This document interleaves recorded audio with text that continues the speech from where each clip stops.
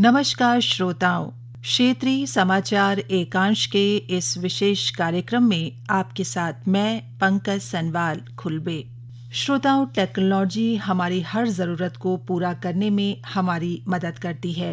इतना ही नहीं, हम सब काफ़ी हद तक टेक्नोलॉजी पर निर्भर होते जा रहे हैं। श्रोताओं, हर साल 11 मई को भारत में राष्ट्रीय प्रौद्योगिकी दिवस मनाया जाता है। इस बार भी 11 मई को पूरे देश ने 25वां राष्ट्रीय प्रौद्योगिकी दिवस मनाया। इस दिवस का उद्देश्य देश के विकास में इंजीनियर्स और वैज्ञानिकों के योगदान की प्रशंसा करना है। राष्ट्रीय प्रौद्योगिकी दिवस पर इस बार की थीम है school to startups igniting young minds to innovate. श्रोताओं, प्रौद्योगिकी के चलते जीवन के हर क्षेत्र में कई बदलाव आए हैं। इसी के संबंध में और जानकारी लेते हैं एक चर्चा के माध्यम से। विषय है भारत की वैज्ञानिक और तकनीकी प्रगति। इसमें भाग ले रहे हैं विज्ञान और तकनीकी विशेषज्ञ विमान बासु, और आपसे बातचीत कर रहे हैं आकाशवाणी संवाददाता सोनू सूद। विमन जी, क्या आप इस राष्ट्रीय प्रौद्योगिकी दिवस के महत्व के बारे में हमें बता सकते हैं? 11 मई क्यों देश के प्रौद्योगिकी इतिहास के लिए एक महत्वपूर्ण तिथि है और इस दिवस को हर वर्ष मनाने का प्रमुख उद्देश्य क्या है? 11 मई 1998 में बहुत बड़ी काम इंडिया ने किया था। पहली बार भारत में बने न्यूक्लियर डिवाइस जो है एक्सप्लोर किया गया था अंडरग्राउंड पोखरण में। तो वो एक बहुत ही महत्वपूर्ण दिन है, क्योंकि देखिए किसी देश के लिए ये जो न्यूक्लियर टेक्नोलॉजी अपने आप हासिल करना, ये बहुत बड़ी बात है। और इस दिवस से क्या कहेंगे कि क्या प्रमुख उद्देश्य हासिल होता है? किस तरह की एक अवेयरनेस क्रिएट होती है टेक्नोलॉजी के इम्पोर्टेंस के बारे में? देखिए, पहली बात यह है कि टेक्नोलॉजी एक ऐसा चीज है, वो हर एक देश जो है दूसरे देशों से वो शेयर नहीं करना चाहती। तो कई टेक्नोलॉजी ऐसे, स्पेशली न्यूक्लियर टेक्नोलॉजी है जो हम इस्तेमाल कर रहे हैं, तो ये कोई देश किसी और देश को देना नहीं चाहता, और ये इसमें जो है शेयरिंग संभव नहीं है। तो इसीलिए किसी देश को अगर ये विकास करना है तो अपने आप करना पड़ता है। तो भारत ने ऐसा किया है, किसी दूसरे देश के सहायता के बिना अपने आप जो है ये टेक्नोलॉजी अपने आप को डेवलप किया है। और इसका जो है पहला परीक्षण 11 मई को किया गया था 2018 में। तो उसके उद्देश्य में जो है ये दिवस मनाया जाता है। तो बिमल जी, इस वर्ष के राष्ट्रीय प्रौद्योगिकी दिवस की थीम है स्कूल्स टू स्टार्टअप्स। जो यूथ है उनको प्रेरणा देना कि वो आगे आए टेक्नोलॉजी की फील्ड में। तो आप हमें बता सकते हैं कि ये जो स्टार्टअप्स की जो रेवोल्यूशन है, जो टेक्नोलॉजी पर बेस्ड है, इसमें जो स्कूल्स है उसी लेवल से किस तरह से हम जो युवा है उनको प्रेरित कर सकते हैं? ये देखिए, स्टार्टअप जो है ये एक नया सिलसिला है, वो चला है हमारे देश में। और इसका मूल उद्देश्य ये है कि यंग लोगों को जो शिक्षित है उनको किसी एक बेसिक क्षेत्र में उसको प्रमोट करना, उनको अपना आगे रास्ता दिखाना। क्योंकि पहले जो छात्र होते थे वो परीक्षा पास करके वो फिर नौकरी का बारे में सोचते थे। अब ऐसा नहीं है। अब जो यंग लोग हैं वो अपने आप कुछ करना चाहते हैं, और उसमें जो है ये नया स्कीम जो है ये बहुत महत्वपूर्ण है। क्योंकि आज देश ये चाहता है कि यंग लोग जो है वो अपने आप कुछ विकसित करे और अपने आप देश को आगे ले जाने का कोशिश करे। प्रधानमंत्री नरेंद्र मोदी ने उन्होंने इस अवसर पर 5,800 करोड़ रुपए से अधिक की कई वैज्ञानिक परियोजनाओं का शिलान्यास और लोकार्पण किया। लंबी अवधि के दृष्टिकोण से ये निवेश कितना महत्वपूर्ण है? आगे की जो भी कार्रवाई सरकार कर रही है वो यंग जनरेशन को आगे ले जाने के लिए कर रही है।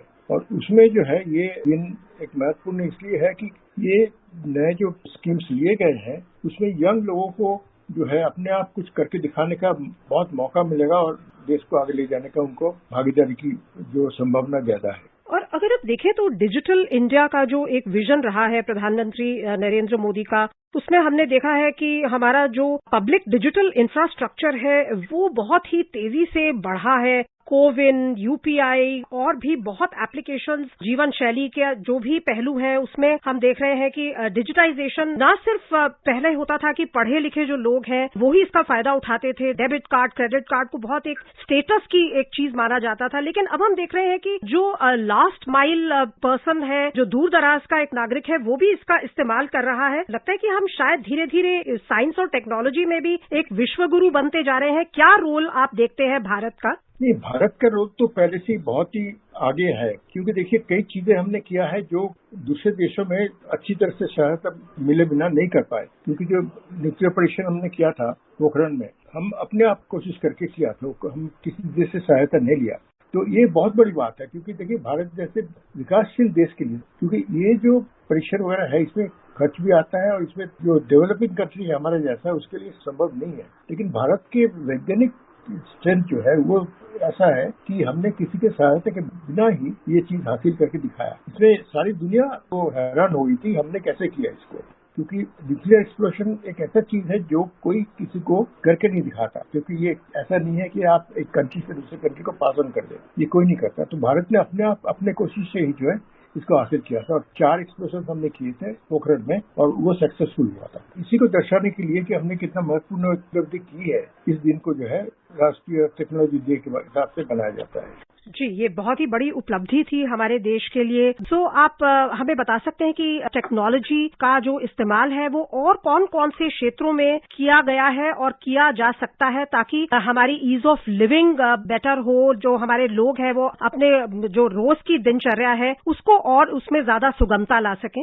नहीं, देखिए टेक्नोलॉजी का इस्तेमाल जो है बहुत ज्यादा होने लगा है। आज हम लोगों का जो दैनिक जीवन है उसमें हम देखिए सुबह से अगर देखें तो कई चीजें हम करते हैं वो डिजिटल प्रोसेस से होता है। वो हम कई बार जो है पहले सोच भी नहीं सकते थे कि ऐसा हो सकता है। मतलब घर के काम भी ले सकते हैं या ऑफिस के काम भी, क्योंकि आजकल जो है बहुत ऑफिस जो है घर से चलता है। मतलब लोग ऑफिस जाते नहीं है फिजिकली, तो घर में बैठ के ही सब काम करते हैं। तो ये सब सारे डिजिटल जो सिस्टम है उसका ही एडवांटेज है कि हम बिना प्रेजेंट रह के भी है कई काम ऐसे कर सकते हैं जो पहले संभव नहीं था। और वो बहुत बड़े एडवांटेज है, क्योंकि इसमें जो है आपको रोज दफ्तर जाने की जो समस्या थी उसका कोई परेशानी नहीं है। और भी ऐसी बातें हैं कि हम कहीं से भी इसको एक्सेस कर सकते हैं। मतलब हम किसी भी देश में रहे हम भारत में काम कर सकते हैं या भारत से किसी और देश का काम कर सकते हैं। तो ये बहुत बड़ी एक एडवांटेज है आज के जमाने का, जो जिसको हम डिजिटल एज कहते हैं।